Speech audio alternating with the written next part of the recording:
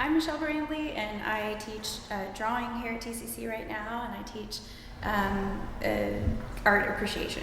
I had actually already gotten my undergrad in California at Cal State Fullerton, and then we moved to Texas, and I wanted to get back into painting. I was working a full-time job as an administrative assistant. I wanted to get creative again and paint again, and so I started taking classes here just to be in a studio environment and meet some other artists in the area. The first class I took with Tommy Fitzpatrick, and then I took with Winter Rusolowski, and she really encouraged me to build a portfolio and go to grad school. So it was really through TCC that I was able to continue my art career. The best part about being here was there were active working artists who were, here's what you do. My work often deals with the struggle of food and overeating and like wanting to be perfect or this ideal body type or body image that the world gives you. When I was a kid, I went to a family reunion party in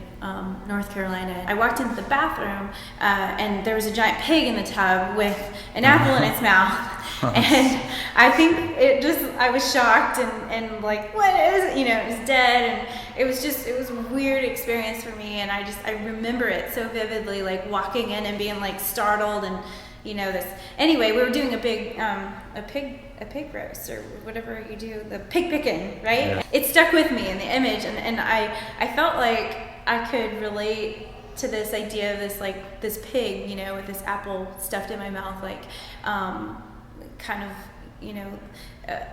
I don't know, like a punishment or something, and then so I wanted to make this sort of mugshot looking painting and put this apple in my mouth. It's called crime, so that makes sense. Like here I am, like committing this crime. I think there's also some undertones with some religious aspects of like Eve and gender. That she was the one that ate the apple and it was all her fault. So like there's more kind of guilt and shame and things happening there. Throughout my experience at TCC, I spent a lot of time just painting myself eating food, and it was like kind of comical. I mean, I'm obviously trying to a little bit poke fun, and it's not all so serious and dark, but as I've developed my work further, I've been exploring more ideas about false self-perception. I've been using these legs now. A friend of mine has really great legs, and so I started I said, could you model for me, and so and she was a TCU girl, so one of those kind of typical blonde and perfect whatever. So I realized as I was painting her that it really became about like this idea. The legs kind of worked for me as like this idea of perfection, and so they're like constantly throughout my paintings now, these legs just like cut off, but these long legs.